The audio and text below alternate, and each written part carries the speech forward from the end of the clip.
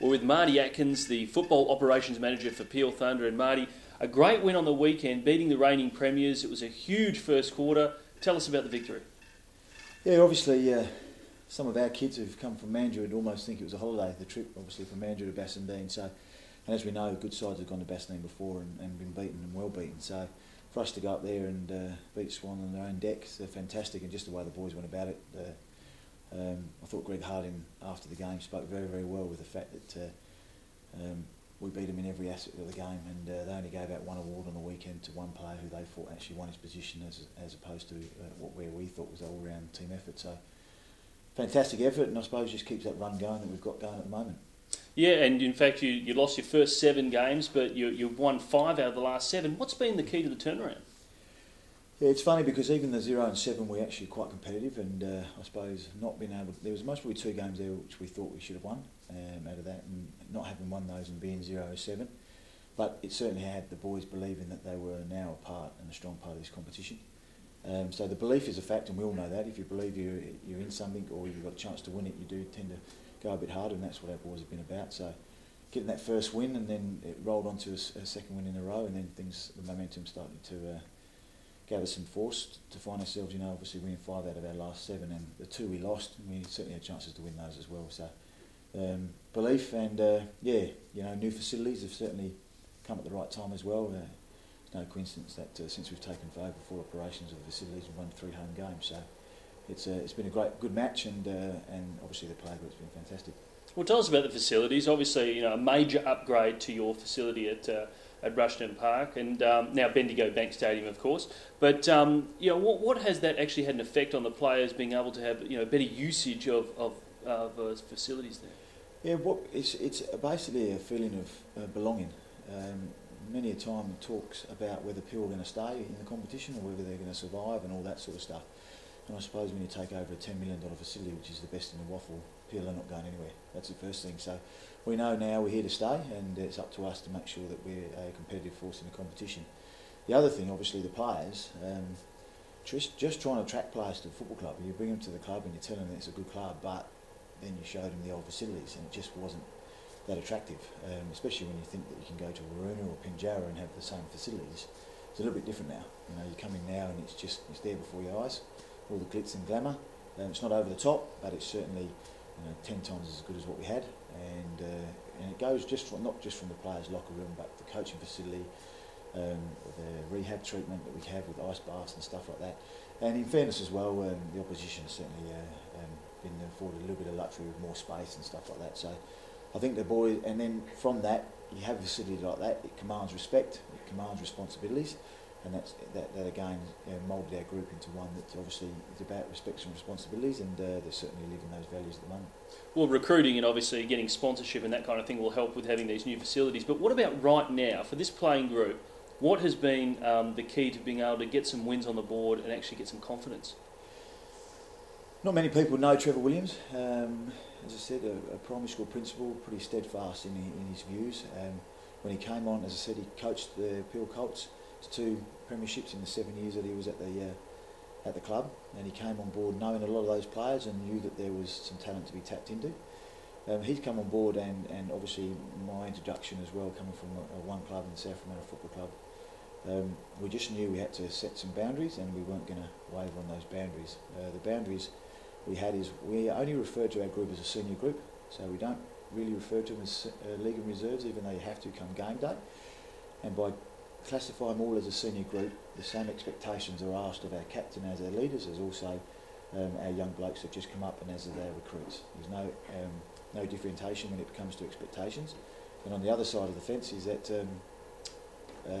we ask for low maintenance and high output players, and if players step outside that, then they're going to be challenged, and it may see them walk from the club, which we had a few last year. But at the end of the day, right now we've got 56 players that want to play football at Peel Thunder Football Club, which is a bonus. One of Peel's problems has been partly its success. A lot of players drafted into the AFL over the last few years. Are you going to have that problem again this year? Yeah, look, I think firstly Peel have used that, I suppose, a little bit as an excuse. But if you look at it, it goes on in every waffle club, and as a club we've got to be thankful for the fact that we have had players drafted, because it is one of the successes of the football club. In saying that, it is something that you have to deal with. This year we have certainly got some players who were overlooked last year, have come up and played every game of league football, and others that have been around the league football for most of the year. So there's certainly been some players in that category that are still attracting the AFL Talent Scouts. And also we've had 4 that played in were in the State 18 squad, and then some other players outside of that which are still attracting some AFL Scouts interest. Whether they go or not, as we know, is a bit of a lottery, but at the end of the day we've got a very, very good Colts squad who are going to play hopefully some finals again this year, which just adds to the fact that we're putting some onus on our Colts who have played in the last 2 grand finals, albeit that they've lost, but it's a very, very good bunch of boys, and they make up half our side at the moment. So hopefully this is just the start of what's going to be a very good platform for the next couple of years. We've talked in the past about having to, or trying to retain those players, keeping them in the Mandurah area as being a big challenge for the Peel Thunder Footy Club. Yes. Well, what is the club doing now to try and keep those players locked in and staying in the area and playing for the team? And it is a massive problem, obviously, with kids that are coming out of school and they want to do study. Most of the time finds them either going to Notre Dame in Fremantle or even further on up to Curtin and places like that. And then obviously it becomes a travel issue and also a funding issue because they're students, they haven't got the money. So it is a problem that we hope is going to be addressed in the next couple of years with regards to bringing some more courses down to the Rockingham and Mandurah area, but also the employment stuff. And I suppose that's where we really, really ask our sponsors that, and anybody in the Mandurah area, that if you do need some hands and you've got some employment opportunities, by all means, if they can, contact the club.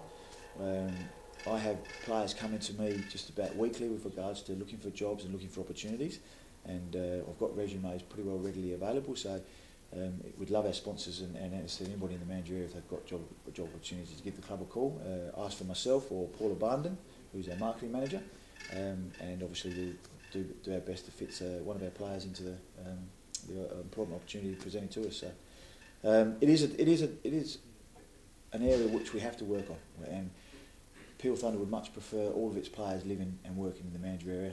It's not always possible, but it's certainly something we've got on our minds.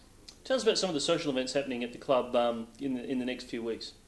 Yeah, well, the last 3 weeks there's no better social event than after the game, because our new facilities, which holds obviously 250 odd people, has been absolutely packed with obviously people that have come to the game and enjoyed the experience.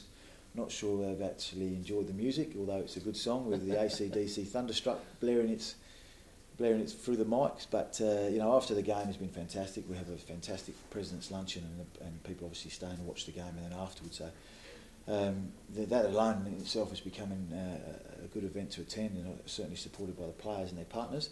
And I think it's on the 6th of August, definitely on the 6th of August we've got our annual club auction, banquet auction.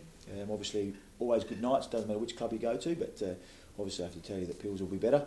But obviously a good day, and obviously hopefully if you bid well you might be able to go home with a bargain or two. So that's coming up on the 6th of August, and yeah, apart from that, obviously just taking over new facilities, it does take its time, but the function room now is there to be hired out whenever you can, and we've got the sports bar that's open with regards to TAB facilities as well, so just a good place to go and have a quiet drink with friends. And the restaurant also is open. I know it's open on Friday nights, and they've been doing in excess of 200 meals, and there's been sensational comments coming back about the food, which is important, and I think we're just about to start opening up on Thursday night. So lots going on, and hopefully things get bigger.